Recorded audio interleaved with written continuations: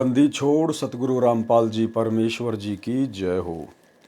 परम पिता परमात्मा सारी सृष्टि के रचनहार कुल मालिक असंख्य ब्रह्मांडों के स्वामी जगत गुरु तीनों लोकों में प्रवेश करके सबका धारण पोषण करने वाले राजाधीराज आत्माधार नाथों के नाथ देवों के देव महादेव सर्वेश्वर महेश्वर मृत्युंजय अजरो अमर आदि अनादि सनातनी प्रभु जगत पिता जगदीश्वर श्री श्री 1008 की उपाधि के वास्तविक अधिकारी अकाल मूरत सौद स्वरूपी राम वासुदेव सर्वगतम ब्रह्म परम पूज्य प्रथम पूज्य परम संत परम पुरुष परम धनी परम दयालु सत्य कबीर हक्का कबीर अल्लाह अकबर बाखबर अल्लाह ताला जगत के तारणहार जगत के मुक्तिदाता जगत के जगन्नाथ हारे के सहारे हिंदुओं के राम मुसलमानों के अल्लाह सिखों के वाहेगुरु ईसाइयों के मसीह दया के सागर दया निधि करुणा के सागर करुणा निधि स्वयंभू परिभू संकट मोचन कष्ट हरण मंगल करण दुख भंजन अविगत कबीर निर्विकार निर्विषम परमात्मा अलय अलेख सतगुरु आदि अनादि सतगुरु असली मर्यादा पुरुषोत्तम असली राम असली कृष्ण असली घनश्याम असली मुरारी राजाओं के राजा महाराजाओं के महाराजा शहंशाहों के शहंशाह सम्राटों के सम्राट भगवानों के भगवान अल्लाहों के अल्लाह प्रभुओं के प्रभु मसीहों के मसीह सच्चे वाहिगुरु बाबाओं के बाबा पीरों के पीर सेठों के सेठ जगत सेठ सावड़सा सेठ सर्वगुण संपन्न अनंत कोटि कलाओं के स्वामी अनंत कोटि ब्रह्मांडों के नायक योगियों में महायोगी ध्यानियों में महाध्यानी सिद्धों में परम सिद्ध ज्ञानियों में तत्व ज्ञानी ब्रह्म ज्ञानी महाज्ञानी परम ज्ञानी सर्वश्रेष्ठ ज्ञानी विज्ञानी युवा कबीर समृद्ध कबीर असमवात अमित ओझा सच्चे रहनुमा करीम अल्लाह सुबहान अल्लाह दुनिया के अंतिम पैगंबर 8 सितंबर 1951 से गांव धनाना जिला सोनीपत हरियाणा भारतवर्ष की पावन भूमि पे प्रकट रियल कल की भगवान श्री नारायण साकार हरि श्री बाबा साहेब गरीब निवाज संत श्रोमणी सतगुरु रामपाल जी परमेश्वर जी के चरण कमल में साध संगति से जुड़े हुए देश विदेश से हम सभी सत्सेवक भाई बहनों का अनंत कोटि दंडोत प्रणाम। सत्साई भाई और बहनों, दया पूज्य गुरुदेव भगवान की जिनके विशेष आशीर्वाद से जिनकी वीआईपी रजा से आप और हम सभी साध संगति से जुड़ी हुई आत्माएं निरंतर दृढ़ता के साथ गुरुदेव के ज्ञान को आधार बनाकर उन्हीं के आशीर्वाद से भक्ति मार्ग पर अपनी आत्मा के कल्याण के लिए आगे बढ़ रहे हैं। भाई और बहनों, दिन प्रतिदिन हमें गुरुदेव के आशीर्वाद से भक्ति मार्ग से संबंधित नई नई जानकारियां प्राप्त हो रही हैं। इन समस्त जानकारियों को प्राप्त करके हमारा विश्वास अध्यात्म में ऊंचाइयों की तरफ बढ़ रहा है। आज से पहले जितने भी पार्ट बने हैं, परमात्मा ने किसी न किसी कबीर सागर के सरलार्थ के अंदर हमें अध्यात्म से संबंधित नई जानकारी उपलब्ध करवाई है। भाई और बहनों, परमात्मा इसी प्रकार से धीरे धीरे हमें अपने आध्यात्मिक रंग में रंगते रहेंगे। 90% स्वयं के सत्संग और वचनों के माध्यम से और 10% साध संगतियों के माध्यम से। तो भाई और बहनों, आज हम आगे बढ़ेंगे परम पूज्य परमेश्वर सतगुरु रामपाल जी के कर कमल से लिखी गई पवित्र पुस्तक कबीर सागर के सरलार्थ में पार्ट नंबर 16 से। और आज हमें बहुत कुछ अध्यात्म के विषय में जानने को मिलेगा, समझने को मिलेगा। हमारी आत्मा चार्ज होगी परमेश्वर की महिमा सुनकर, उनके कर कमल से लिखित पुस्तक को पढ़कर या सुनकर। तो आज के वीडियो में धर्मदास जी परमपिता परमेश्वर कबीर साहिब जी से सृष्टि रचना के विषय में जानना चाह रहे हैं। परमात्मा ने उनको हल्का फुल्का बताया। उसके बाद धर्मदास जी ने सोचा कि मेरा बेटा नारायण दास भी अगर परमात्मा के शरण में आ जाए तो उसका भी आत्म कल्याण हो जाए। लेकिन परमेश्वर को पता था कि धर्मदास तो काल के द्वारा भेजा गया दूत है, मृत्यु अंधा नाम का, ये मेरी शरण में नहीं आ सकता है। लेकिन धर्मदास की विशेष प्रार्थना पर परमात्मा ने उसको बुलवाया, लेकिन वो नहीं माना, परमात्मा से मुंह फेर कर खड़ा रहा। बाद में धर्मदास और आमिनी देवी को परमेश्वर कबीर जी ने उनके पुत्र नारायण दास की असलियत दिखाई। वो काल रूप दिखाया जिसको देखकर धर्मदास जी का अपने पुत्र से मोह भंग हुआ। परंतु आगे चलकर फिर अपने उसी पुत्र नारायण दास में धर्मदास जी का मोह होने लग गया। फिर कबीर परमेश्वर ने धर्मदास जी को धमकाया और आगे विस्तार से ज्ञान समझाया। तो अब हम आगे बढ़ते हैं भाई और बहनों। सृष्टि उत्पत्ति विषय प्रश्न तथा विवेचन। अब साहब मोहि देवों बताई अमर लोक सो कहाँ रहाई। लोक दीप मोहि बरनी सुनावहूँ, तसना व्रंत को अमी पियावहूँ। कौन दीप हंस को वासा, कौन दीप पुरुष रहे वासा। भोजन कौन हंस तह करही, और बानी कह पुनि उचरई। कैसे पुरुष लोक रचि राखा, दीप ही कर कैसे अभिलाखा। तीन लोक उत्पत्ति भाखो, वर्णहु सकल गोय जनि राखो। काल निरंजन की विधि भयउ, कैसे सोडस सुत निर्मयहु। कैसे चार खानी विस्तारी, कैसे जीव काल वस डारी। कैसे कूरम शेष उपराजा, कैसे मीन बराही साजा।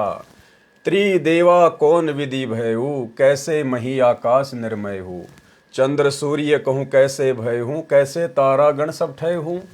की विधि भई शरीर की रचना, भाको शाब उत्पत्ति बचना। तो परमेश्वर ने क्या जवाब दिया धर्मदास की शंकाओं का, धर्मदास की जिज्ञासा का, जब उन्होंने सृष्टि रचना के विषय में जानना चाहा। धर्मदास जी ने परमेश्वर कबीर जी से विनय पूर्वक अति आधीन होकर प्रसन्न किया कि हे परमेश्वर, कृपया करके मुझे ये बताइए कि वह अमर लोक कहाँ पर है। धर्मदास जी ने वही भूमिका की जो श्रीमद् भगवद गीता अध्याय 4 श्लोक 32 तथा 34 में कहा है। गीता ज्ञानदाता काल ब्रह्म ने कहा कि हे अर्जुन, यज्ञों यानी धार्मिक अनुष्ठानों का विस्तार पूर्वक ज्ञान ब्रह्मण मुखे यानी सच्चिदानंद घन परमेश्वर अपने मुख कमल से उच्चारण करके वाणी में बताता है, जिसे तत्व ज्ञान कहते हैं। जो तत्व ज्ञान वर्तमान में वही ब्रह्मण मुखे सच्चिदानंद घन ब्रह्म सतगुरु रामपाल जी परमेश्वर हमें तमाम यज्ञों अर्थात धार्मिक अनुष्ठानों की जानकारी दे रहे हैं। क्योंकि भाई और बहनों, सत भक्ति की जानकारी परमात्मा स्वयं ही धरती पर प्रकट होके देते हैं। देश काल और परिस्थिति के अनुसार, युगों के अनुसार परमेश्वर का जो भी है रंग रूप नाम, ये सब कुछ परमात्मा भिन्न भिन्न धारण करते हैं, लेकिन जानकारी परमात्मा ही दे सकता है। 21 ब्रह्मांड से बाहर की जानकारी परमात्मा स्वयं ही अनेकों रूप धारण करके, कभी जिंदा महात्मा के रूप में, कभी पूर्ण संत के रूप में, कभी किसी अन्य महात्मा के रूप में, ये परमेश्वर स्वयं ही आकर अपने सत्य लोक की और सत्य साधना की जानकारी करवाते हैं। बाकी 21 ब्रह्मांड में कोई भी सृष्टि रचना का जानकार नहीं है। तो स्वयं आज वही सत्य पुरुष सच्चिदानंद घन ब्रह्म अपने ब्रह्मण मुखे यानी अपने स्वयं के मुख कमल से आज हमें अध्यात्म के विषय में बता रहे हैं। पांचों यज्ञ इन्होंने आज हमें दी हैं और हर प्रकार से हमें धर्म कर्म की जानकारी दी है। उसको जानकर सर्व पापों से मुक्त हो जाता है। अध्याय 4 श्लोक 32। उस ज्ञान को तू तत्वदर्शी संतों के पास जाकर समझ, उनको दंडोत प्रणाम करने से वे परमात्म तत्व को भली भांति जानने वाले। अब ये परमात्म तत्व को भली भांति जानने वाले यानी परमात्मा को भली भांति जानने वाले। अब भाइयों और बहनों, इस पूरी सृष्टि में परमात्मा को भली भांति केवल परमात्मा ही जान सकते हैं, स्वयं ही जान सकते हैं। उनके विषय में अन्य कोई नहीं जान सकता। तो यहाँ जो शब्द लिखा गया है कि परमात्म तत्व को भली भांति जानने वाले ज्ञानी महात्मा तुझे तत्व ज्ञान का उपदेश करेंगे, तो परमात्म तत्व को परमात्मा ही जान सकते हैं, बता सकते हैं। इसलिए सतगुरु रामपाल जी स्वयं परमात्मा हैं, परमात्म तत्व हैं। अब हमारे अंदर से तमाम प्रकार की भ्रमणाएं निकल जानी चाहिए। यहाँ पर दोनों ही अभिनय स्वयं परमेश्वर कबीर जी ही कर रहे हैं और वर्तमान में भी भाई और बहनों दोनों अभिनय परमात्मा का और गुरु का स्वयं सतगुरु रामपाल जी परमेश्वर ही कर रहे हैं, कोई मीन मेक नहीं है। यहाँ पर दोनों ही अभिनय स्वयं परमेश्वर कबीर जी ही कर रहे हैं। वे सच्चिदानंद घन ब्रह्म भी हैं और उस समय तत्वदर्शी संत यानी सतगुरु का अभिनय भी कर रहे थे। तो आज सतगुरु का अभिनय कौन कर रहे हैं? आज तत्वदर्शी संत का अभिनय कौन कर रहे हैं? परमात्मा ही कर सकता है। सच्चिदानंद घन ब्रह्म ही तत्वदर्शी की भूमिका निभाता है, सच्चे गुरु की भूमिका निभाता है। धर्मदास जी अत्यधिक विनम्र व्यक्ति थे। सूक्ष्म वेद में कहा है, अति आधीन दीन हो प्राणी, वाकू कहना ये अकथ कहानी। जिज्ञासु से कहिए कहिए, अनजिज्ञासु को भेद न दिए। धर्मदास तू अधिकारी पाया, ताते मैं कही भेद सुनाया। परमात्मा बोले धर्मदास, मुझे इस पृथ्वी पर केवल तुम ही अधिकारी हंस दिखाई दिए, इसलिए मैं आपको ये भेद बता रहा हूं, सुना रहा हूं। और आप और हम पिछली पीढ़ी वालों पे परमात्मा ने एक विशेष रजा करनी थी भाई और बहनों। आप और हमारे सामने परमात्मा ने इस गुप्त छुपे हुए ज्ञान को लाकर रखना था, इसलिए धर्मदास को माध्यम बनाकर परमात्मा ने आप और हमारे ऊपर विशेष रजा बख्शी है। धर्मदास जी ने विनम्र भाव से पूछा कि हे परमेश्वर, यानी धर्मदास जी अपने गुरु को बार बार परमेश्वर कह के संबोधित कर रहे हैं। परमेश्वर, आप और हमें शिक्षा लेनी है कि गुरु को परमेश्वर ही मानना है, परमेश्वर ही समझना है, गुरु परमेश्वर ही होते हैं। धर्मदास जी ने विनम्र भाव से पूछा कि हे परमेश्वर, मुझे बताएं वह अमर लोक कहाँ पर है। जो सत्य लोक और दीप आपने बताए हैं उनको विस्तार से बताने की कृपया करें। किस द्वीप में हंस यानी मुक्त जीव रहते हैं, जो काललोक से मुक्त होकर जाते हैं, वो कहाँ रहते हैं, कौन से द्वीप में रहते हैं। परमेश्वर यानी सत्य पुरुष का निवास किस लोक में है। सतलोक में जो भगत रहते हैं वे कैसा भोजन खाते हैं, कैसी भाषा बोलते हैं, यानी प्यार से रहते हैं या यहाँ की तरह छल कपट तथा गाली गलौज करते हैं। परमेश्वर ने कैसे लोक की रचना कर रखी है, द्वीपों की रचना करने की कैसी अभिलाषा यानी प्रेरणा हुई, 3 लोकों की रचना कैसे की, वह बताएं। मेरे से कुछ न छुपाएं, सब वृतांत सुनाएं। काल निरंजन की उत्पत्ति कैसे हुई, 16 पुत्रों की उत्पत्ति कैसे हुई, कैसे 4 खानी बनाई, किस प्रकार जीव काल के जाल में फंसे, कोरम तथा शेष की उत्पत्ति कैसे हुई, मीन बरहा तीनों देवताओं ब्रह्मा विष्णु महेश की उत्पत्ति कैसे हुई, कैसे मही यानी पृथ्वी तथा आकाश रचे, सूर्य चांद तथा तारों की रचना कैसे की। हे परमात्मा, शरीर आदि की रचना सहित सर्व ज्ञान सुनाओ ताकि मेरे मन की शंका समाप्त हो। भाई और बहनों, ये इतनी सारी जिज्ञासा, इतने सारे सवाल धर्मदास के अंदर परमात्मा कबीर जी स्वयं ही प्रेरित कर रहे थे, उनको प्रेरणा कर रहे थे, आप और हमारे लिए, पिछली पीढ़ी वालों के लिए, ताकि हमें कोई संशय ना रह जाए इस मोक्ष के प्राइम टाइम में। अनुराग सागर के पेज नंबर 13 का सारांश छंद। आदि उत्पत्ति कहो सतगुरु, कृपया करी निज दास को, बचन सुदासु प्रकाश कीजिए, नाश हो यम त्रास को। एक एक बिलोय वर्णहूँ, दास मोहि निज जान के, सत्य वक्ता सतगुरु तुम, कहूँ मैं निश्चय मान के। सोरठा, निश्चय वचन तुम्हार, मोहि अधिक प्रियता हिते, लीला अगम अपार, धन्य भाग दर्शन दिए। धर्मदास जी कह रहे हैं, परमात्मा मेरा बहुत ही अच्छा सौभाग्य जो मुझे आप प्राप्त हुए, आपने मुझे दर्शन दिए।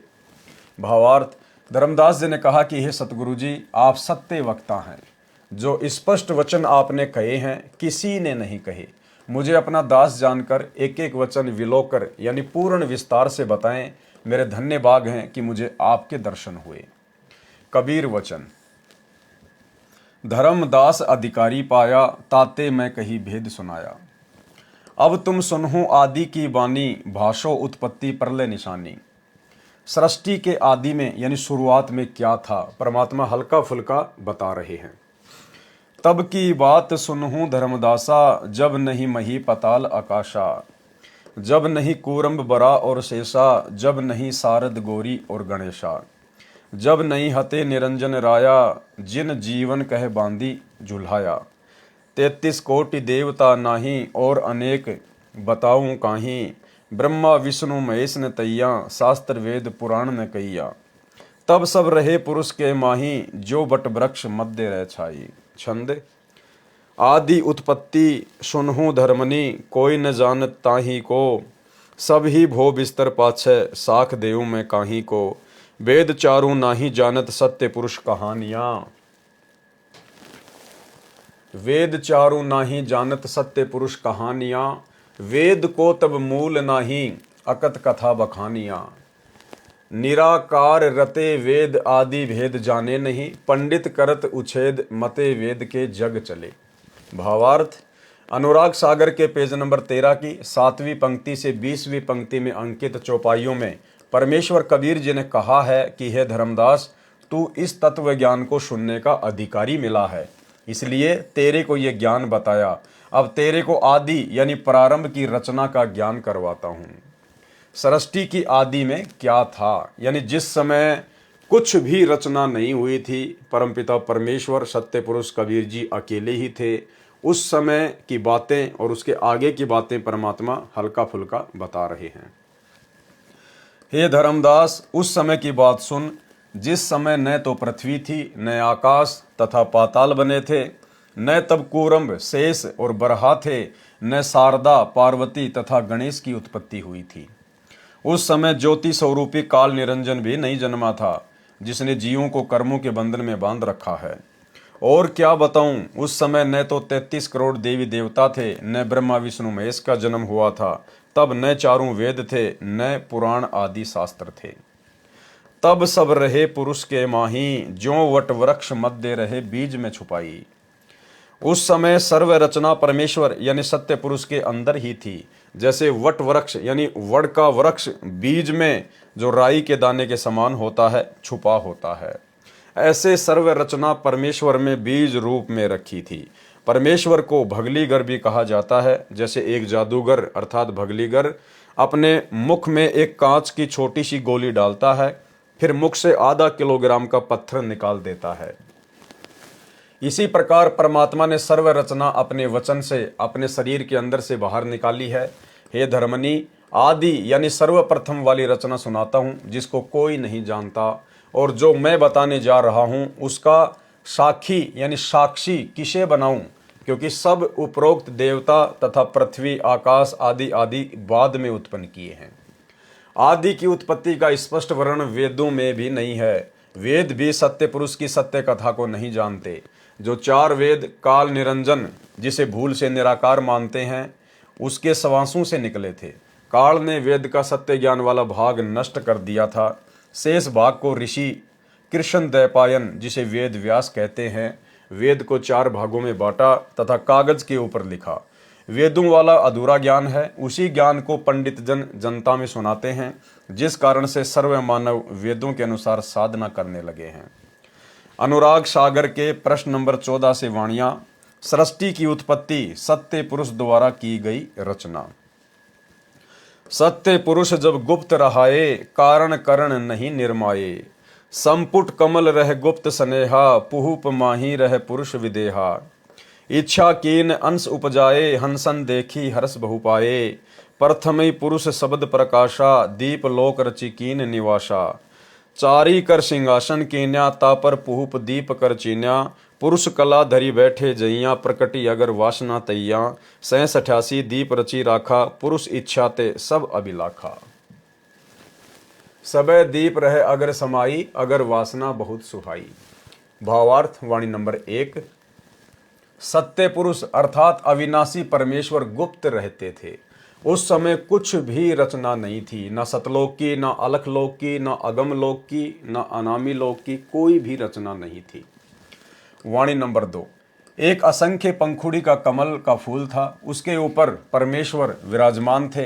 परमात्मा विदेह है, निराकार नहीं है। विदेह का अर्थ शरीर रहित यहाँ नहीं है। जैसे धर्मदास जी को कबीर परमेश्वर जी ने कहा था कि मैं विदेह हूँ, इसलिए आपका भोजन नहीं खाऊंगा। धर्मदास जी ने कहा कि आप जी का शरीर मैं प्रत्यक्ष देख रहा हूँ, आप बातें कर रहे हो, वस्त्र पहने हुए हो, आपकी एक जिंदा बाबा वाली वेशभूषा है, आप अपने आप को विदेह कह रहे हो, ये भेद समझो। कबीर परमेश्वर जी ने कहा कि हे धर्मदास, मेरे हाथों को छूकर देख। धर्मदास जी ने परमेश्वर कबीर जी के चरण छुए तो रूई जैसे नरम मुलायम थे। धर्मदास जी हैरान थे। तब परमेश्वर कबीर जी ने कहा कि हे धर्मदास, मेरा शरीर आप जैसा 5 तत्व से नर मादा से निर्मित नहीं है, इसलिए मैं विदेही हूँ, यानी मेरा विलक्षण शरीर है। विदेही का अर्थ है भिन्न शरीर, जैसा कि वाणी नंबर 2 में कहा है कि परमात्मा का कमल पुष्प पर विराजमान थे।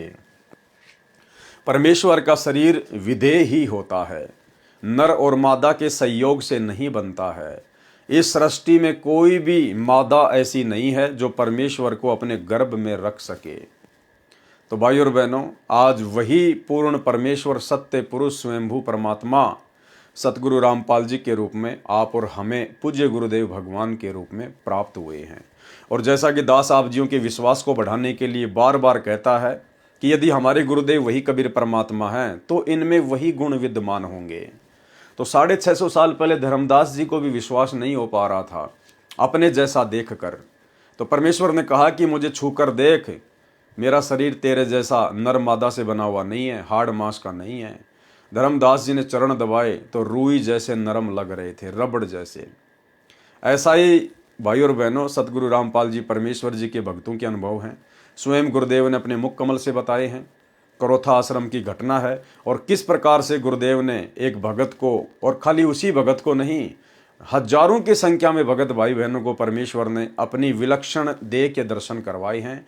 उन्होंने चरण सेवा के समय इस बात को देखा, महसूस किया और फिर गुरुदेव के चरणों में पड़कर रोए कि आप तो परमेश्वर हो। ऐसी एक घटना का जिक्र गुरुदेव ने अपने मुख कमल से किया। एक भगत था, उसके दांतों में प्रॉब्लम थी, परमेश्वर से उपदेश लिया, दांतों की प्रॉब्लम ठीक हुई, भंडारा किया, कोई दर्द नहीं हुआ। उसके बाद गुरुदेव के चरणों की सेवा में गया। चरण सेवा करते समय उसने बताया कि आपके चरण ऐसे लग रहे हैं जैसे रूई, और खुद गुरुदेव ने बताया। और भगत ने कहा कि आपसे बढ़कर और कोई शक्ति नहीं है। सुनिए। तो फिर मैंने 25/7/2005 में क्रोथा आश्रम में जाकर नाम ले लिया। 25 जुलाई 2005 को नाम लिया। नाम लेने के से 2 साल पहले मैं पायरिया रोग से ग्रस्त था, यानी नाम लेने से पहले दांतों में पायरिया रोग था। सारे जाड़ दांत हिलने लग गए थे। जब नाम लेने गया तो गोली खाना भूल गया। सोचा दर्द बहुत है, नाम नहीं जपा गया तो पाप का भागी बनूंगा। लेकिन सोचा देखा जाएगा, नाम तो ले लूं। जब नाम लिया तो पता नहीं चला कि जाड़ का दर्द कहाँ गया। ऐसा हो गया कि दर्द कभी था ही नहीं। फिर नाम लेने के बाद आश्रम क्रोथा में खाना खाया तो दर्द नहीं हुआ। दांतों को हाथ लगाकर देखा तो वो हिल रहे थे, लेकिन कम हिल रहे थे, और वो अब भी हिलते हैं, लेकिन तकलीफ नहीं। इसके बाद दर्शनों के लिए गया तो चरण सेवा मिली तो सतगुरु देव के चरण ऐसे लगे जैसे फोम की रूई से भी नरम हो। तो मैं तो ऐसा हो गया कि न कोई चिंता और न कोई तकलीफ। मैं बहुत खुश हो गया। अपने आप ही मन में आता रहा कि इनसे ऊपर कोई और शक्ति नहीं।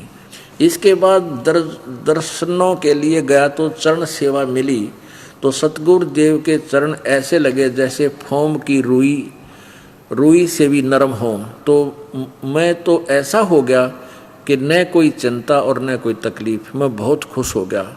अपने आप ही मन में आता रहा कि इनसे ऊपर कोई और शक्ति नहीं। तो भाई और बहनों, परमात्मा ही होता है, चाहे वे किसी भी युग में, किसी भी समय धरती पर या अन्य ब्रह्मांडों में प्रकट क्यों ना हो।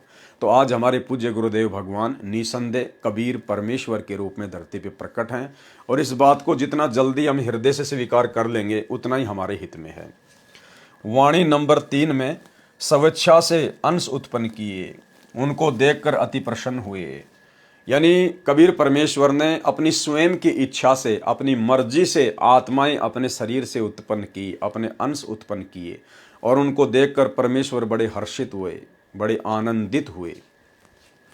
वाणी नंबर 4, सर्वप्रथम कमल पुष्प पर बैठे परमेश्वर ने एक वचन से सर्व लोकों तथा दीपों की रचना की, फिर उन लोकों में स्वयं निवास किया और दीपों में अपने अंश यानी वचन से उत्पन्न पुत्रों को रहने की आज्ञा दी। सर्वप्रथम सत्य पुरुष जी ने ऊपर के 4 अविनाशी लोकों की रचना की, अकय यानी अनामी लोक, अगम लोक, अलख लोक, सत्य लोक। वाणी नंबर 5, चारी कर सिंहासन कीन्या, तापर पुहुप दीपर कर चीन्या। इन 4 लोकों की रचना करके परमेश्वर जी ने प्रत्येक लोक में कमल के फूल के आकार के सिंहासन की रचना की।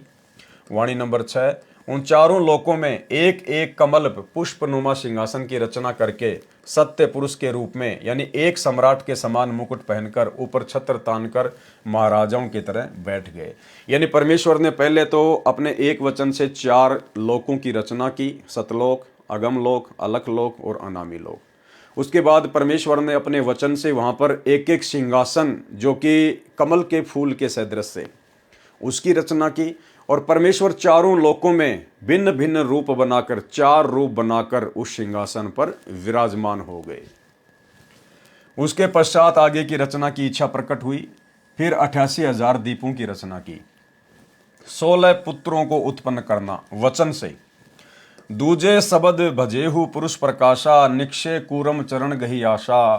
तीजे शब्द भजेहु पुरुष उचारा, ज्ञान नाम सुत उपजे सारा। एकी चरण सन्मुख है रहु, आज्ञा पुरुष दीप तिन दे हूँ। चौथे शब्द भये पुनि जब ही, विवेक नाम सुत उपजे तब ही। आप पुरुष किए दीप निवासा, पंचम शब्द सो तेज प्रकाशा। 5वें शब्द जब पुरुष उचारा, काल निरंजन भी अवतारा। ये यहाँ पर मिलावट की गई है। आगे परमात्मा इसका खुलासा करेंगे कि सत्य पुरुष ने जब 5वां शब्द उच्चारित किया तो काल निरंजन उत्पन्न हुआ।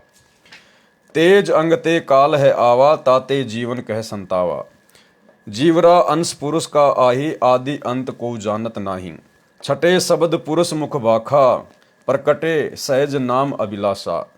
सतिये शब्द भयो संतोषा, दीन्यो दीप पुरुष परितोषा। 8वें शब्द पुरुष उचारा, सुरती सुभाष दीप बैठारा। 9वें शब्द आनंद अपारा, 10वें शब्द क्षमा अनुसारा। 11वें शब्द नाम निष्कामा, 12वें शब्द जलरंगी नामा। 13वें शब्द अचिंत सुत जाने, 14वें शब्द सुत प्रेम बखाने। 15वें शब्द सुत दीन दयाला, 16वें शब्द में धैर्य रसाला। 17वें शब्द सुत योग संतायन, एक नाल सोडस सुत पायन। शब्द हिते भयो सुतन अकारा, सब ते लोक दीप विस्तारा। अगर अभी दिव्य अंश आहारा, दीप दीप अनसन बैठारा। अनसन शोभा कला अनंता, होत तहाँ सुख सदा बसंता। अनसन शोभा अगम अपारा, कला अनंत को वर्ण पारा। सब सुत करे पुरुष को ध्याना, अमी आहारा सदा सुख माना। या विधि 16 सुत भेऊ, धर्मदास तुम चित धरि लेऊ। दीप करी को अनंत शोभा, नहीं वर्णत शोभने। अमित कला अपार अद्भुत, सुनत शोभा को गिने। पुर के उजियार से सुन, सबे दीप अजोर रहो। सत्य पुरुष रोम प्रकाश, एक ही चंद्र सूर करोर हो। सोरठा सतगुरु आन धाम, शोक मोह दुख तह नाही। हंसन को विश्राम, पुरुष दरस अचवन सुधा। भावार्थ पंक्ति नंबर 9 में कहा है कि परमात्मा ने दूसरे शब्द से कूरम की उत्पत्ति की। फिर नंबर 10 से 13 तक कहा है कि तीसरे शब्द से ज्ञान नामक पुत्र उत्पन्न हुआ। चौथे शब्द से विवेक नामक, 5वें शब्द से तेज नामक पुत्र उत्पन्न हुआ। इसके पश्चात पंक्ति 14, 15, 16 बनावटी यानी झूठी है, यानी मिलावट की गई है।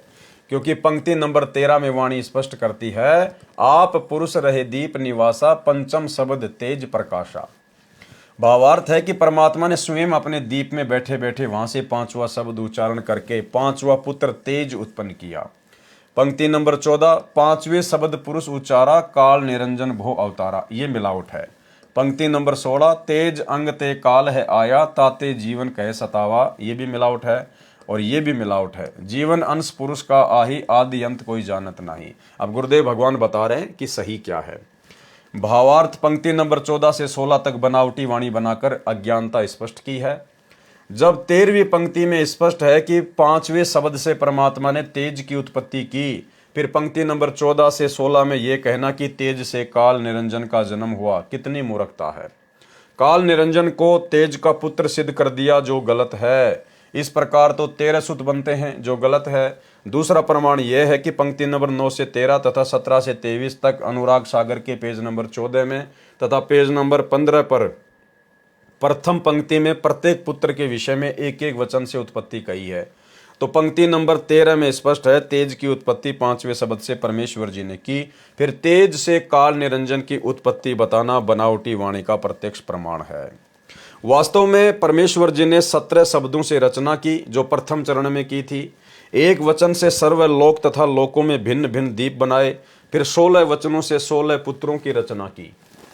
दूसरे चरण में अक्सर पुरुष को मानसरोवर में सोए हुए को जगाने तथा निकालने के लिए सत्य पुरुष जी ने अमृत जल से एक अंडा वचन से बनाया तथा उस अंडे में वचन से एक आत्मा प्रवेश की।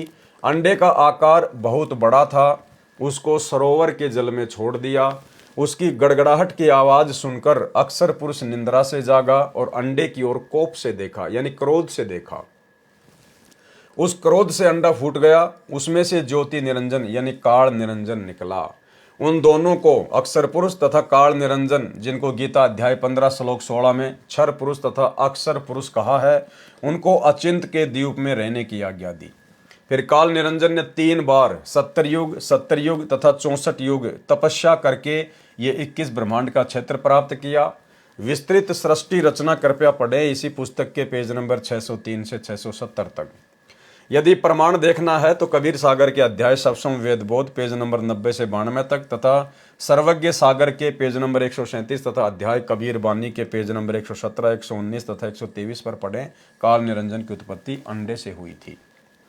अनुराग सागर पेज नंबर 12 से 68 का सारांश। अनुराग सागर अध्याय में पेज नंबर 12 से 68 तक सृष्टि की रचना तथा काल के साथ वार्ता संबंधी अमृत ज्ञान है। यथार्थ रूप से सृष्टि रचना का ज्ञान पढ़ें इसी पुस्तक के अंदर लिखे पेज नंबर 603 से 670 तक। अनुराग सागर पेज नंबर 69 से 110 तक 3 युगों में सतयुग, त्रेतायुग, द्वापर में प्रकट होकर जीवों को शरण में लेने का प्रकरण है। जगन्नाथ मंदिर की स्थापना का गलत वर्णन है। इसमें बहुत मिलावटी तथा बनावटी वाणी है जो गलत है। यथार्थ प्रसंग पढ़ें इसी पुस्तक के प्रश्न नंबर 473 से 516 तक अध्याय कबीर चरित्र बोध के सारांश में। अनुराग सागर के पेज नंबर 110 से 141 तक परमेश्वर कबीर जी का कलयुग में प्रकट होना, धर्मदास जी को शरण में लेना, 42 वंश तथा 12 पंथों के विषय में वाणियां हैं जो कुछ ठीक कुछ बनावटी हैं। यथार्थ ज्ञान पढ़ें इसी पुस्तक के ज्ञान सागर के सारांश में। शीर्षक धर्मदास जी की वंश परंपरा के बारे में पेज नंबर 77 से 80 तक जो हम पहले पढ़ चुके हैं। अनुराग सागर पेज नंबर 142 से 150 तक सतगुरु की महिमा बताई है। प्रश्न नंबर 150 से 152 पर कमलों की जानकारी है। संपूर्ण कमलों का ज्ञान पढ़ें इसी पुस्तक के पेज नंबर 152 से 161 तक यानी आगे। प्रश्न नंबर 152 से 155 तक मन के द्वारा पाप कर्म करवाकर जीव को दोषी बनाने के विषय में है। पेज नंबर 155 से 160 तक सामान्य ज्ञान है। पेज नंबर 160 से 163 तक संत तथा हंस के लक्षण के बारे में है। पेज नंबर 115 अनुराग सागर में धर्मदास जी के ज्येष्ठ पुत्र नारायण दास के विषय में ज्ञान है। अब आगे का जो प्रकरण है भाई और बहनों, वो नारायण दास को धर्मदास और उसकी पत्नी आमिनी के कहने पर परमेश्वर जी के द्वारा समझाने का है। नारायण दास को काल का दूत बताना। अनुराग सागर पेज नंबर 115 का सारांश। परमेश्वर कबीर जी ने धर्मदास जी को सत्य ज्ञान समझाकर तथा सत्य लोक में ले जाकर अपना परिचय देकर धर्मदास जी के विशेष विनय करने पर उनको दीक्षा मंत्र दे दिए। प्रथम मंत्र में कमलों के देवताओं के जो जाप मंत्र हैं वे दिए जाते हैं। धर्मदास जी उन देवों को इष्ट रूप में पहले ही मानता था, परंतु अब ज्ञान हो गया था कि ये इष्ट रूप में पूज्य तो नहीं है परंतु साधना का एक अंग है। धर्मदास की खुशी का कोई ठिकाना नहीं था। उसने अपने परिवार का कल्याण करना चाहा। धर्मदास जी के साथ उसकी पत्नी आमिनी देवी दीक्षा ले चुकी थी। केवल इकलौता पुत्र नारायण दास ही दीक्षा बिना रहता था। धर्मदास जी ने परमात्मा कबीर जी से अपने पुत्र नारायण दास को शरण में लेने के लिए प्रार्थना की।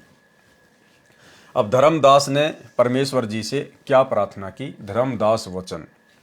हे प्रभु तुम जीवन के मूला, मेटऊं मोर सकल तनसूला। आही नारायण पुत्र हमारा, सोपहूं ताही शब्द टकसारा। इतना सुनत सदगुरु हंसी दीन्या, भाव प्रकट बाहर नहीं कीन्या। धर्मदास जी ने परमेश्वर कबीर जी से प्रार्थना की कि हे प्रभु जी, आप सर्व प्राणियों के मालिक हैं। मेरे दिल का एक सूल यानी कांटे का दर्द दूर करें। मेरा पुत्र नारायण दास है, उसको भी टकसार शब्द यानी वास्तविक मोक्ष मंत्र देने की कृपा करें। जब तक नारायण दास आपकी शरण में नहीं आता तब तक मेरे मन में सूल यानी कांटे जैसा दर्द बना है। धर्मदास जी की बात सुनकर परमात्मा अंदर ही अंदर हंसे, क्योंकि मालिक को पता था कि यह काल का दूत है, मेरे पंथ को नष्ट करने के लिए काल ने भेजा हुआ है। हंसी को बाहर प्रकट नहीं किया। कारण यह था कि परमेश्वर कबीर जी तो जानी जान है, अंतर्यामी हैं। उनको पता था कि काल का मुख्य दूत मृत्यु अंधा ही नारायण दास रूप में धर्मदास के घर पुत्र रूप में जन्मा है। यानी धर्मदास का पुत्र नारायण दास जो था वो मृत्यु अंधा नाम का काल का दूत था, काल के द्वारा भेजा गया दूत। कबीर परमेश्वर वचन, धर्मदास तुम बोलाओ तुरंता, जेही को जानूं तुम सुदंता। कि भाई अपने पुत्र नारायण दास को जल्दी से बुलवा लो। धर्मदास तब सब ही बुलावा, आए कसम के चरण टिकावा। धर्मदास ने आड़ोसी पाड़ोसी रिश्तेदार सबको बुला लिया नाम उपदेश के लिए। चरण गहो समरथ के आई, बहुरी न भव जल जन्मो भाई। कि भाई परमात्मा आए हुए हैं, इनकी शरण ले लो, ये समर्थ है, दोबारा जन्म नहीं मिलेगा, दोबारा ये मौका नहीं मिलेगा। इतना सुनत बहुत जीव आए, धाय चरण सतगुरु लपटाए। एक नहीं आए दास नारायण, केवल नारायण दास नहीं आया, बाकी सब आ गए धर्मदास के कहने पर। बहुतक आए पर गुरु पायन, धर्मदास सोच मन कीन्या, काहे न आयो पुत्र परवीना। भावार्थ, कबीर परमेश्वर जी ने कहा कि हे धर्मदास अपने पुत्र को भी बुला ले, और जो कोई आपका मित्र या निकटवासी है उसको भी बुला लो, सबको एक साथ दीक्षा दे दूंगा। धर्मदास जी ने नारायण दास तथा अन्य आड़ोस पड़ोस के स्त्री पुरुषों से कहा कि परमात्मा आए हैं, दीक्षा लेकर अपना कल्याण कराओ, फिर यह अवसर हाथ नहीं आएगा। ये बात सुनकर आसपास के बहुत से जीव आ गए, परंतु नारायण दास नहीं आया। धर्मदास जी को चिंता हुई कि मेरा पुत्र क्यों नहीं आया, वह तो बड़ा प्रवीण है, तीक्ष्ण बुद्धि वाला है। धर्मदास जी ने अपने नौकर तथा नौकरानियों से कहा कि मेरे पुत्र नारायण दास को बुला कर लाओ। नौकरों ने देखा कि वह गीता पढ़ रहा था और आने से मना कर दिया। अब भाइयों और बहनों, कहाँ कबीर सागर में लिखा है कि जिस समय कबीर परमेश्वर के कहने पर धर्मदास ने अपने नौकर और नौकरानियों से जब कहा कि मेरे पुत्र नारायण दास को बुला के लाओ, जब नौकर गए तो देखा उस समय नारायण दास गीता जी पढ़ रहा था। अब ये बात कौन बता सकता है? अंतर्यामी परमात्मा बता सकता है, सतगुरु रामपाल जी परमेश्वर बता सकते हैं, क्योंकि ये दिव्य दृष्टा हैं, अंतर्यामी हैं, जानी जान हैं। तो ये छोटे छोटे जो पॉइंट हैं इस प्रकार के जो परमेश्वर लिख देते हैं सांकेतिक रूप में, ये हमारे विश्वास को बढ़ाते हैं कि हमारे गुरुदेव भगवान सर्वद्रष्टा हैं, ये अंतर्यामी हैं, इनसे कुछ भी छुपा हुआ नहीं है। और वर्तमान में हिसार जेल से जो ऑडियो आती हैं, जो संदेशे आते हैं, ऐसा ही एक संदेशा धनाना आश्रम में आया था और वीडियो कॉलिंग के माध्यम से बातचीत हो रही थी। तो गुरुदेव भगवान ने कहा कि बच्चों ये ना सोचना कि मैं कैमरे से ही देख सकता हूँ, इस कैमरे के बिना, इस मोबाइल के बिना भी मैं सबको देख रहा हूँ, सबको देख सकता हूँ। और अपने आप को छुपाते हुए कहा कि मेरे बंदी छोड़ने मेरे परमात्मा ने मुझे वो ताकत दे दी है कि मैं इस तुम्हारे मोबाइल के बिना भी तुम सबको देख सकता हूँ और सबको देख रहा हूँ मैं। तो भाई और बहनों, ये वही कबीर परमात्मा है जो वर्तमान में सतगुरु रामपाल जी के रूप में धरती पे प्रकट है। सुनिए। आशीर्वाद है मेरे बच्चों, सारे दिखाई देते हो, और अगर कैमरे से ना देखूं तो वैसे भी देख सकता हूं मेरे बच्चे, इतनी ताकत दे दी है मेरे बंदी छोड़ने मेरे को। आप चिंता ना करो, जैसे सूर्य सबके साथ होता है ऐसे भगवान और दास को अपने साथ समझना। तो जब नौकर नौकरानियां नारायण दास के पास जाती हैं, उनको संदेशा देती हैं, तो नारायण दास उनको क्या जवाब देता है? अब नारायण दास ने क्या कहा? नारायण दास वचन, हम नहीं जाए पिता के पासा, वरद भय सकलो बुद्धि नासा। नारायण दास ने कहा कि हम नहीं जाने वाले पिताजी के पास में, उनके तो बुढ़ापे में बुद्धि खिसक गई है। हरि समकर्ता और कहें आई, कह रहे हैं कि भगवान श्री कृष्ण के अलावा, हरि यानी भगवान श्री कृष्ण के अलावा, विष्णु के अलावा कोई और भगवान है, और ताको छोड़ जपे हम काहीं, और अपने भगवान श्री कृष्ण जी को छोड़कर हम किसी और की माला जपेंगे। वरद भय जुलाहा मन भावा, पिताजी तो बूढ़े हो गए और बुढ़ापे में उनको तो जुलाहा मन भा गया। हम मन गुरु बिठलेश्वर पावा, हमारे तो बिठलेश्वर महाराज जी हमारे गुरु हैं। काहीं कहो कछु कहो न जाई, मोर पिता गया बोराई। कि अब मैं किसको क्या मुंह दिखाऊंगा, किसको क्या कहूंगा कि बुढ़ापे में मेरे पिताजी की बुद्धि खिसक गई है।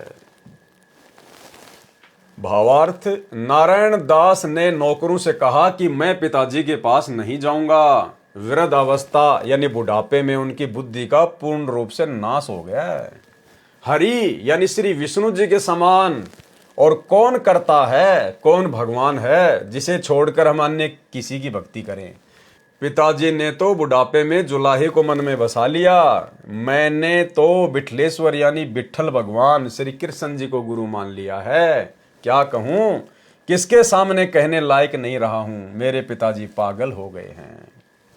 नौकरों ने जो जो बातें नारायण दास ने कही थी धर्मदास जी को सुनाई।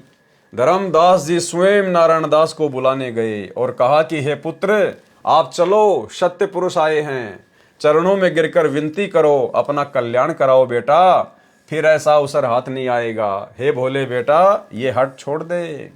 लेकिन नारायण दास नहीं माना। नारायण दास वचन, तुम तो पिता भये बोराई, तीजेपन जिंदा गुरु पाई। कि पिताजी तुम तो पागल हो गए पूरी तरह से, और तुम्हारे जीवन का जो तीसरा जो ये पड़ाव चल रहा है, तुम 70-75 साल की उम्र पार कर गए ना, तुम्हारे को तो मुसलमान भाग गया, जिंदा भाग गया। राम कृष्ण समने देवा, जाकी ऋषि मुनि लावे सेवा। भगवान राम और कृष्ण के अलावा कोई देवता नहीं है, बड़ी बड़ी ऋषि महात्मा भी जिनकी पूजा पाठ सेवा करते थे। गुरु विठलेश्वर छाड़े उदीता, वरद भये जिंदा गुरु कीता। भावार्थ, नारायण दास ने कहा कि पिताजी आप तो पागल हो गए हो, तीजेपन यानी जीवन के तीसरे पड़ाव को पार कर चुके हो। 75 वर्ष तक के जीवन को तीसरा पड़ाव कहते हैं। आपने जिंदा बाबा मुसलमान संत गुरु बना लिया। राम जी के समान अन्य कोई प्रभु नहीं है जिसकी सेवा पूजा सब ऋषि मुनि करते रहे। अब धर्मदास जी क्या बोले, धर्मदास वचन, बाँ पकड़ तब लीन उठाई, पुनि सतगुरु के सन्मुख लाई। धर्मदास जी ने जबरदस्ती उसकी बाजू पकड़ के खड़ा करके और कबीर परमात्मा के पास लेकर गया। अब भाई और बहनों, भक्ति मार्ग में ये नहीं चलता है। अब ये ज्ञान मार्ग है। ये ठीक है, बच्चा अगर नादान है, बच्चा 5-10 साल तक का है, उसको हम जबरदस्ती पकड़ के नाम दिलवा सकते हैं। अब नारायण दास तो उस समय तक धर्मदास का कारोबार संभाल रहा था, वो तो पूरा बड़ा हो गया था, शादीशुदा हो गया था। तो धर्मदास जी का इस प्रकार से बाजू पकड़कर जबरदस्ती नाम दिलवाना उचित नहीं है। वहां पे कबीर परमात्मा कोई किसी बीमारी का टीका थोड़ी लगा रहे थे जो जबरदस्ती पकड़ के लगवा देंगे। वहां तो परमेश्वर दीक्षा दे रहे थे, नाम दे रहे थे। वो तो जीव की अपनी स्वयं की इच्छा के ऊपर निर्भर होता है। तो हमने इस प्रकार से जबरदस्ती किसी के साथ में नहीं करनी है। सतगुरु चरण गहोरे बारा, यम के फंद छुड़ावन हारा। तज संसार लोक कहाँ जाई, नाम पान गुरु होय सहाई। भावार्थ, धर्मदास जी ने अपने पुत्र नारायण दास को बाजू से पकड़कर उठाया और सतगुरु कबीर जी के सामने ले आया। हे मेरे बालक, सतगुरु के चरण ग्रहण करो, ये काल की बंद से छुड़ाने वाले हैं। जिस समय संसार छोड़कर सतलोक जाएंगे तो गुरु दीक्षा सहायता करती है। अब नारायण दास क्या श्लोक सुनाने लगा धर्मदास के आगे कबीर परमात्मा को। तब मुख फेर नारायण दासा, कीन मलेच्छ भवन प्रगासा। कि ये मुसलमान, ये मलेच्छ हमारे घर में प्रवेश कर गया और मुंह फेर के खड़ा हो गया, परमात्मा को खरी खोटी सुनाने लगा।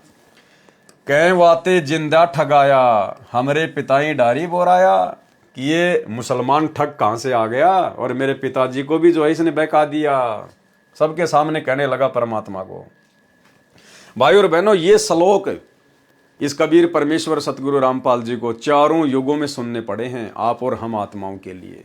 ना जाने परमात्मा ने कैसे कैसे श्लोक 2 कोटि के जीवों के मुख से सुने हैं, लेकिन फिर भी इस परमात्मा ने किसी का बुरा नहीं माना और आप और हमारे तक परमात्मा ने ये कंप्लीट भक्ति का कोर्स पहुंचा दिया। कितने दयालु हैं परमात्मा। वेद शास्त्र कहें दीन उठाई, आपने महिमा कहत बनाई। जिंदा रहे तुम्हारे पासा, तो लग घर की छोड़ी आशा। इतना सुनत धर्मदासा अकुलाने, ना जाने सुत का मत ठाने। पुनि आमिनी बहुविधि समझायो, नारायण चित एक को नहीं आयो। तब धर्मदास गुरु पे आए, बहुविधि ते पुनि विनती लाए।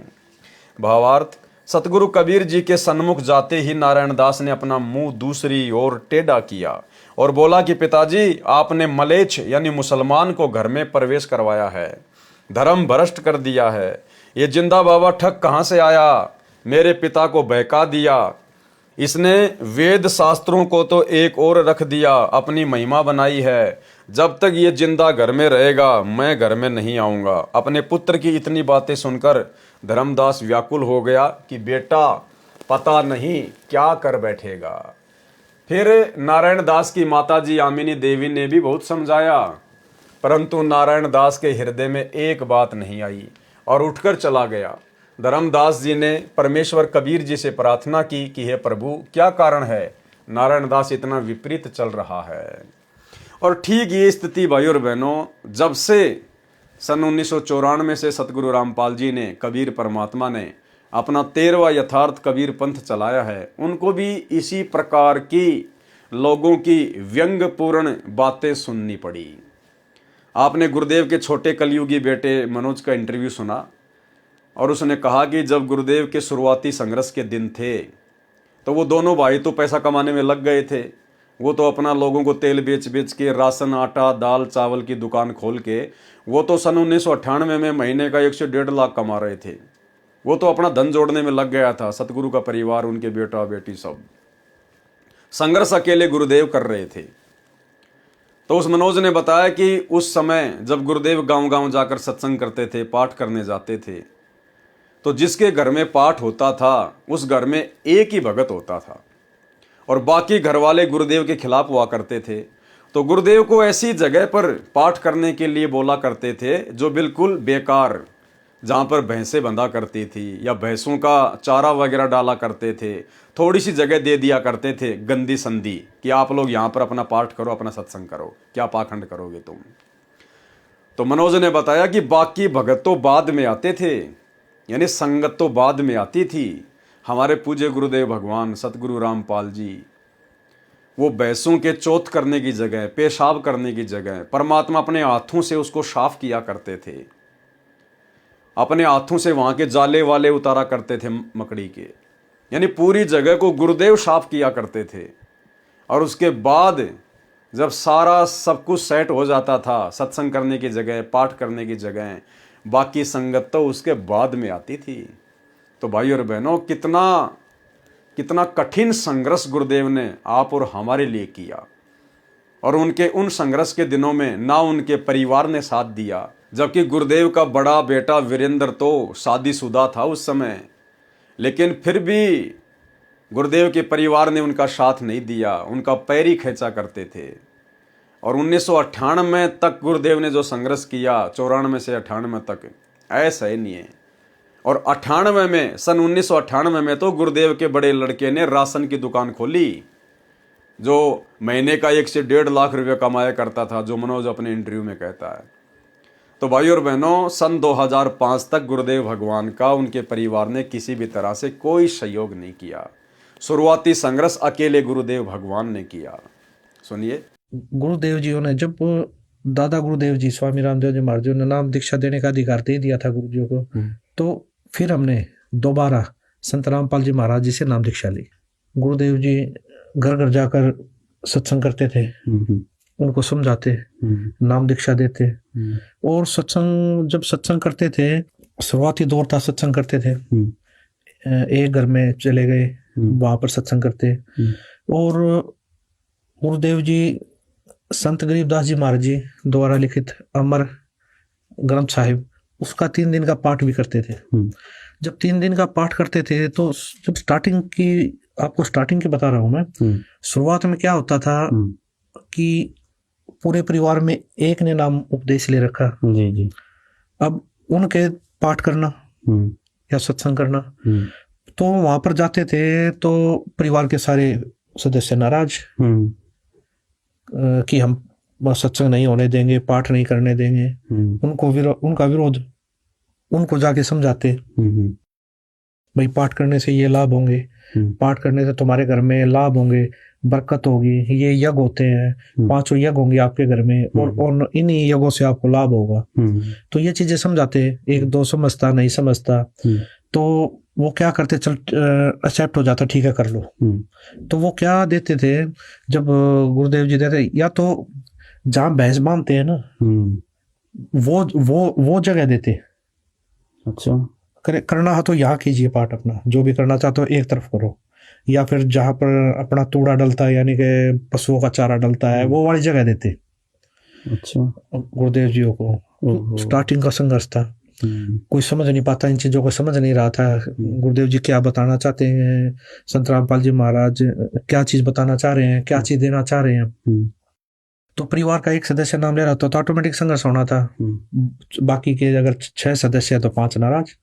तो ऐसी जगह देते थे, तो वहां पर गुरुजी अपने हाथों से जाले उतारते, अपने हाथों से पानी से सफाई करते। और काफी जगह कच्चे मकान होते, तो वहां पर खुद वो करना, सफाई करना, लिपवाना, सारी चीजें करनी।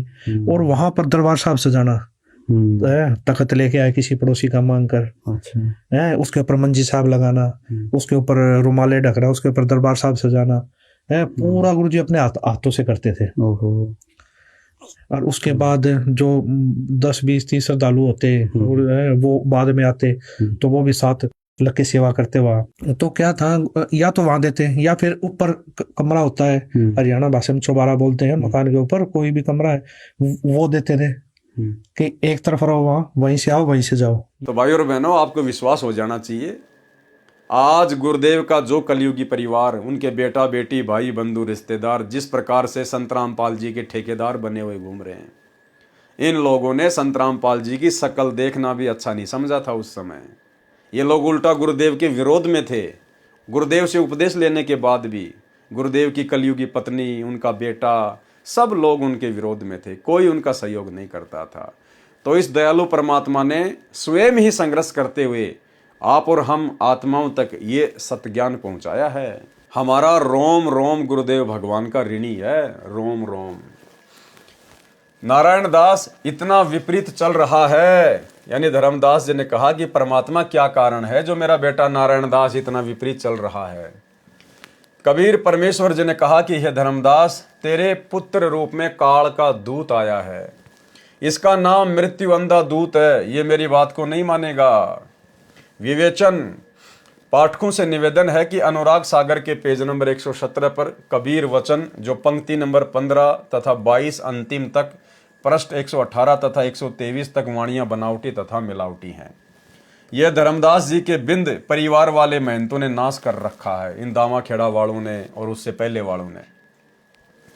क्योंकि जिन 12 पंथों का यहाँ वर्णन है वह कबीर वाणी अध्याय में कबीर सागर में पेज नंबर 134 पर लिखे प्रथम अंश से नहीं मिलता। उसमें लिखा है कि प्रथम अंश उत्तम यानी चूड़ामणि मुक्तामणि नाम साहिब के विषय में कहा है। यदि काल के 12 पंथों में प्रथम उत्तम है तो नारायण दास प्रथम पंथ का प्रवर्तक नहीं हो सकता, क्योंकि नारायण दास ने तो कबीर जी का मार्ग ग्रहण नहीं किया था। वे तो अंतिम समय तक श्री कृष्ण जी के पुजारी रहे थे, अपने छोटे भाई चूड़ामणि जी के दुश्मन बन गए थे।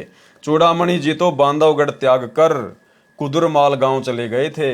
नारायण दास ने बांधवगढ़ में श्री कृष्ण जी का आलीशान मंदिर बनवाया था। श्री चूड़ामणि जी के कुदुरमाल जाने के कुछ वर्ष पश्चात बांधवगढ़ नगर भूकंप से नष्ट हो गया था। उसमें सब श्री कृष्ण पुजारी वैश्य रहते थे, जैसे हरियाणा में अग्रवाह में हुआ था। बाद में उसी बांधवगढ़ में श्री कृष्ण मंदिर बनाया गया है, जो वर्तमान में विद्यमान है, और उसको केवल जन्माष्टमी पर सरकार की देखरेख में 3 दिन दर्शनों के लिए खोला जाता है। शेष समय में केवल सरकारी पुजारी मंदिर में पूजा करता है। कारण यह है कि उस स्थान पर खुदाई करना मना है। पहले खुदाई में बहुत व्यक्तियों को बहुत सोना चांदी हाथ लगा था, बाद में सरकार ने अपने कब्जे में ले रखा है। उस मंदिर का इतिहास नारायण दास सेठ से प्रारंभ होता है, यह वहाँ का पुजारी तथा वहाँ के उपासक बताते हैं। यानी धर्मदास कितना पैसे वाला था। धर्मदास के बाद वो सारी संपत्ति नारायण दास को मिल गई थी।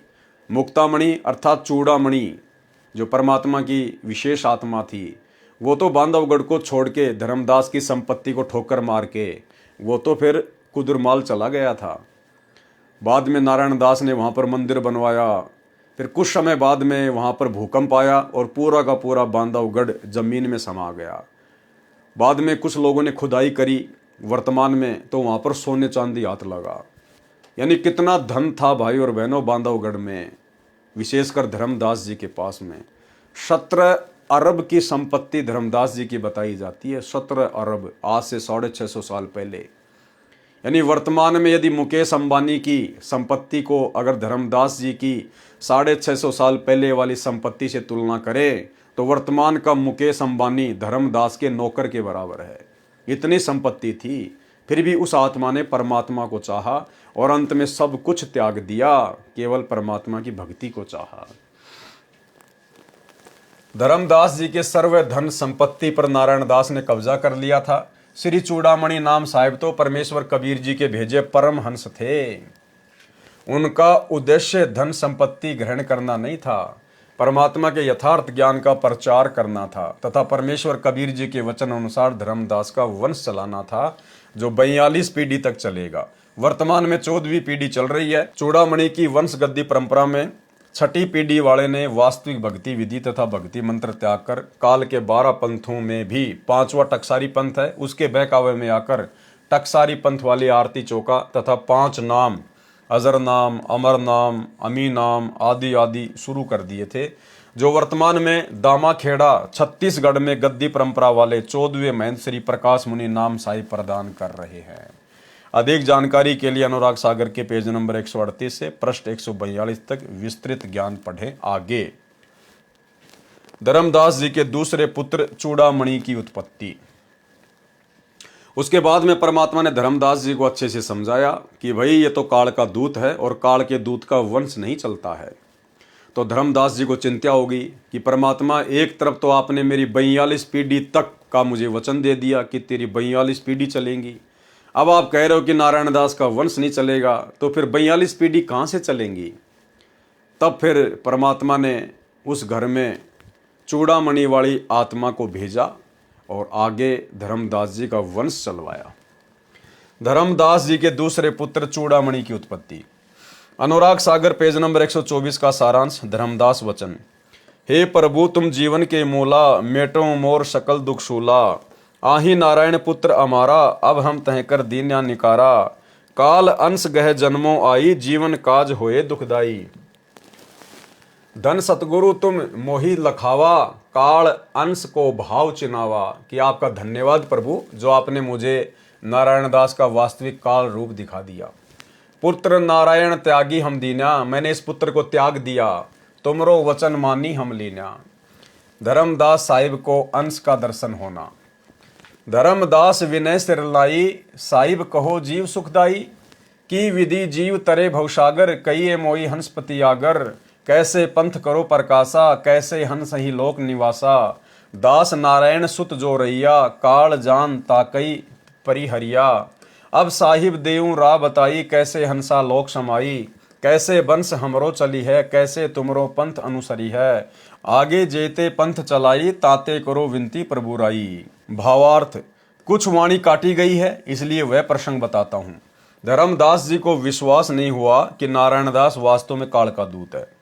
तब कबीर परमेश्वर जी से व्याकुल तथा पुत्र मोह से ग्रस्त होकर कहा कि हे सतगुरु जी, आप जो कहते हैं वह गलत नहीं हो सकता, परंतु मेरा मन मुझे परेशान कर रहा है कि नारायण दास तो भगवान का परम भगत है, ये काल का दूत नहीं हो सकता। ऐसा करो गुरुदेव, मेरी शंका समाप्त हो। परमेश्वर कबीर जी ने कहा कि हे धर्मदास, आप नारायण दास को फिर बुलाओ और दोनों पति पत्नी तुम आओ। जैसे तैसे नारायण दास बुलाया। परमेश्वर कबीर जी ने नारायण दास की प्रशंसा की, कहा कि धर्मदास, तेरे घर प्रभु का परम भगत जन्मा है, ये जो भक्ति कर रहा है करने दो। ये काल के दूतों की पहचान होती है भाई और बहनों। उनके मुख पे जरा सी उनकी प्रशंसा कर दो, भूरी भूरी उनकी बड़ाई कर दो, तुरंत खुश हो जाएंगे, चेहरा खिल जाएगा। और जरा सा उनको सत्य वचन कह दो, खरी खरी कह दो, उनका मुंह मुरझा जाएगा। इस नारायण दास के उदाहरण से आपको पूज्य गुरुदेव जी के वर्तमान कलयुगी काल प्रेरित परिवार की पहचान हो जानी चाहिए। भाई और बहनों, आपने देख लिया पिछले वीडियो में, सतगुरु रामपाल जी दिव्य दृष्टा हैं, अंतर्यामी हैं, जानी जान है। आज उनका परिवार इन सतलोक आश्रमों में किस प्रकार से पाखंड कर रहा है। गांव वालों के लिए स्टेडियम बनाना, हॉस्पिटल बनाना, एम्बुलेंस चलाना, रोड ठीक करना, देह दान, रक्तदान, गुंडों की सीबीआई जांच, गुंडों की रैलियों में भक्तों को बैठाना, गुंडों को चंदे के रूप में पैसा देना, आरक्षणों में भक्तों को बैठाना, ये सारी ड्रामेबाजी अंतर्यामी परमात्मा हिसार जेल से बैठे बैठे देख रहे हैं। लेकिन वे अपने परिवार को कुछ बोल क्यों नहीं रहे? इसलिए नहीं बोल रहे क्योंकि ये काल के दूत हैं। गुरुदेव को पता है कि मेरी 90% संगत सात संगत वालों को छोड़कर जो इन आश्रमों में जाती है वो देखा देखी में चल रही है, उनको ज्ञान आधार नहीं है। और ऐसे में यदि मैंने मेरे परिवार को जरा भी खरी खरी कह दी, इनके द्वारा किए गए इन कुकर्मों के विषय में इनको धमका दिया, जो मर्यादा ये तोड़ रहे हैं, तो ये मेरी सारी की सारी संगत का सत्यानाश कर देंगे। तो परमात्मा चाहते हैं जैसे तैसे, मर्यादा तो इन्होंने तोड़ी रखी है, लेकिन जैसे तैसे ये एक जगह पड़े रहें और जैसे भी टूटी फूटी भक्ति कर रहे हैं मर्यादा तोड़ के, ये करते रहें। अगर मैंने मेरे परिवार को खरी खरी बातें कह दी तो उसके बाद ये परिवार फिर संगत का सत्यानाश कर देगा। और जब संगत को पता चलेगा कि गुरुजी ने अपने परिवार को, बेटा बेटियों को धमका दिया है, तो संगत भी आश्रमों में आना छोड़ देगी। और गुरुदेव को पता कि घर बैठ के ये भक्ति नहीं कर सकते। सत्सेवकों की तरह इस 90% संगत में वो बुद्धि विवेक नहीं है, ज्ञान आधार नहीं है कि ये घर बैठ के गुरु को इष्ट मानकर भक्ति कर सकें। इसलिए भाई और बहनों, परमात्मा ने इस 90% संगत को और सतलोक आश्रम मैनेजमेंट हरियाणा को एक ही रस्सी से बांध के पटका हुआ है कि ये दूसरे पंथों में जाएंगे, कहीं और भक्ति छोड़ के जाएंगे, अपना जीवन बर्बाद करेंगे, सत्यानाश करेंगे। इससे अच्छा है ये एक जगह पर बंध के पड़े रहें। तो ये काल के दूत की पहचान बताई परमात्मा ने। परमेश्वर कबीर जी ने नारायण दास की प्रशंसा की, कहा कि धर्मदास, तेरे घर प्रभु का परम भगत जन्मा है, ये तो भक्ति कर रहा है, करने दो। यानी उस काल के दूत को भी परमात्मा ने परम भगत बताया। जैसे आज गुरुदेव इन आश्रमों को बहुत अच्छा बता रहे हैं, इन आश्रमों में आने वाली संगत और इन आश्रमों के संचालकों को, जिन्होंने गुरुदेव की सरेआम मर्यादाओं की धज्जियां उड़ा रखी हैं, फिर भी गुरुदेव इनकी प्रशंसा करते हैं। इसी प्रकार जिस प्रकार काल के दूत नारायण दास की प्रशंसा की, तेरे घर परम भगत जन्मा है, ये जो भक्ति कर रहा है करने दो। देख इसके मस्तिष्क की रेखा। दोनों आमिनी तथा धर्मदास ने देखा, ऐसी रेखा करोड़ों में एक की होती है। यानी झूठी प्रशंसा की परमात्मा ने। धर्मदास तथा आमिनी ने देखा कि नारायण दास का स्वरूप भयानक था, ओछा माथा, लंबे दांत, काला शरीर। उसके ऊपर नारायण दास के भौतिक शरीर का कवर था जो पहले हटता दिखा। और ये स्थिति गुरुदेव के बेटा बेटी, भाई बंधु, रिश्तेदारों की, इन कोऑर्डिनेटरों की। भाई और बहनों, आज यदि परमात्मा ऐसा कोई चश्मा बना दे जिसको पहनकर ये देखा जा सके कि कौन भगत है, कौन काल का दूत है, तो गुरुदेव का पूरा परिवार आपको इसी प्रकार से लंबे लंबे दांत वाला, ओछे माथे वाला दिखाई देगा, क्योंकि ये काल के दूत हैं। जो पहले हटता दिखा फिर लिपटता दिखा, अपने पुत्र रूप में काल के दूत को आंखों देखकर धर्मदास तथा आमिनी देवी ने एक सुर में कहा कि जाओ पुत्र जाओ, जैसी भक्ति करना चाहो करो, परंतु घर त्याग कर मत जाना, लोग हमें जीने नहीं देंगे। यानी लोकलाज में फंसे हुए थे, क्योंकि उस समय भाई और बहनों ये पूरा का पूरा मूल ज्ञान, ये भक्ति का पूरा कोर्स नहीं था। जैसे तैसे परमात्मा ने उनको अपने अंग संग लगा के रखना था, और आप और हमारे लिए परमात्मा ने कबीर सागर की रचना करवानी थी। तो धर्मदास और आमिनी देवी ने लोकलाज में आकर क्या कहा उस काल के दूत को देखने के बाद भी, कि बेटा रहना तू घर में ही, घर छोड़ के मत जाना, अन्यथा लोग हमें जीने नहीं देंगे। अरे बाढ़ में जाओ लोग, हम लोगों को देख के भक्ति करेंगे क्या? जैसी भक्ति करना चाहो करो, परंतु घर त्याग कर मत जाना, लोग हमें जीने नहीं देंगे। नारायण दास चला गया। कबीर साहब ने कहा कि हे धर्मदास, ये कहीं नहीं जाने वाला। अब ऊपर लिखी अनुराग सागर के पृष्ठ 124 की वाणियों का सरलार्थ करता हूं। भावार्थ, धर्मदास जी ने परमेश्वर कबीर जी से निवेदन किया कि हे प्रभु, आप तो सर्व प्राणियों के जनक हैं, मेरे मन की शंका दूर करो। नारायण दास तो काल का अंश है, ये तो मैंने दिल से उतार दिया, और पुत्र है नहीं, नारायण दास की संतान काल प्रेरित रहेगी। इस प्रकार तो मेरा वंश काल वंश होगा। आपने कहा कि मेरा वंश 42 पीढ़ी तक चलेगा। हे परमात्मा, ये तो काल का कुल होगा। आपने कहा है कि तू धर्मदास मेरे कबीर जी के पंथ को आगे बढ़ाना, सो वह कैसे संभव हो सकेगा? अनुराग सागर के पेज नंबर 125 का सारांश कबीर वचन। धर्मदास सुन शब्द सिखापन, कहो संदेश जानी हित आपन। नौतम सुरती पुरुष के अंसा, तुम गह प्रकट होई है वंसा। वचन वंश जग प्रकटे आई, नाम चूड़ामणि ताई कहाई। पुरुष अंश के नौतम वंशा, काल फंद काटे जीव संसार। कली यह नाम प्रताप धनमनी, हंस छूटे काल सो। सत्य नाम मन बीच दृढ़ गहे, सो निस्त्रे यमजाल सो। यम तासु निकट न आवही, जेही बंस की प्रतीति ती हो। कली काल के सिर पांदे, चले भवजल जीती हो। तुम सो कहो पुकार धर्मदास चित परखहु, तेही जीव लेई उबार, वचन जो वंश दृढ़ गहे। भावार्थ, परमेश्वर कबीर जी ने कहा कि तेरे घर में मेरे वचन से, तेरी पत्नी के गर्भ से एक पुत्र का जन्म 10वें महीने होगा, उसका नाम चूड़ामणि रखना। वैसे उसका नाम नौतम दास है। ये भाई और बहनों, नौतम दास अलग चीज है और नौतम सुरती अलग है। नौतम सुरती तो खुद कबीर परमात्मा है, और ये जो नौतम दास जो नाम लिखा है परमात्मा ने कि तेरे घर में जो आत्मा आएगी तो उसका नाम चूड़ामणि रखना, और वैसे उसका नाम नौतम दास है। तो परमात्मा ने चूड़ामणि जी को मिन्नी सतलोक से भेजा है, इसलिए मिन्नी सतलोक में उस आत्मा का नाम नौतम दास है। जैसे धर्मदास जी को परमात्मा ने मिन्नी सतलोक से भेजा था, तो मिन्नी सतलोक में धर्मदास जी का नाम है शुक्रत दास, वैसे उसका नाम नौतम दास है।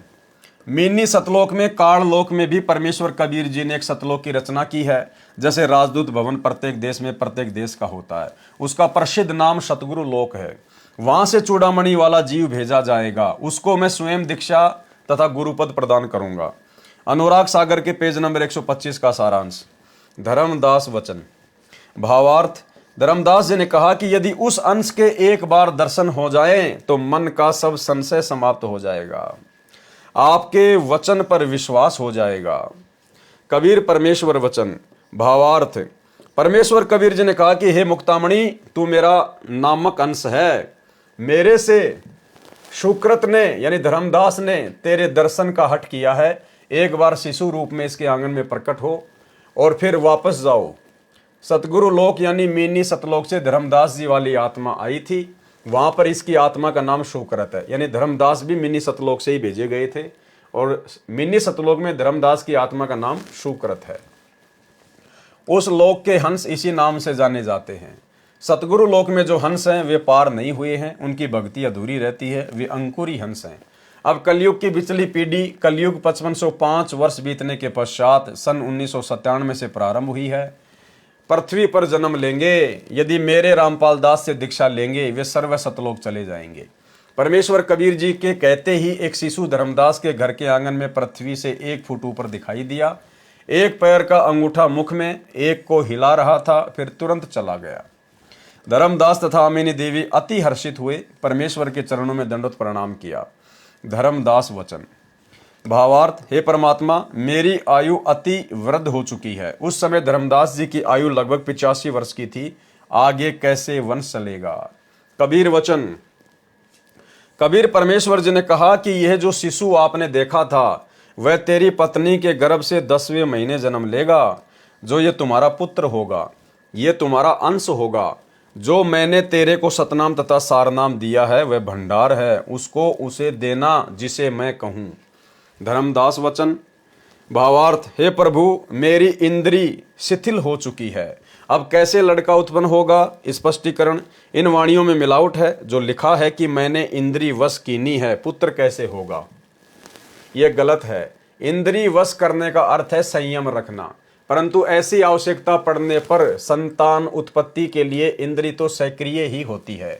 वास्तविकता ये थी कि वृद्ध अवस्था का हवाला देकर प्रश्न किया था, परंतु इतिहास गवाह है कि 90 या 80 वर्ष के व्यक्ति ने भी संतान उत्पत्ति की है, जिनका स्वास्थ्य ठीक चल रहा हो। फिर भी परमात्मा जो चाहे कर सकते हैं। बांझ को संतान, नपुंसक को भी मर्द बना सकते हैं। यहाँ पर इतना ही समझना पर्याप्त है।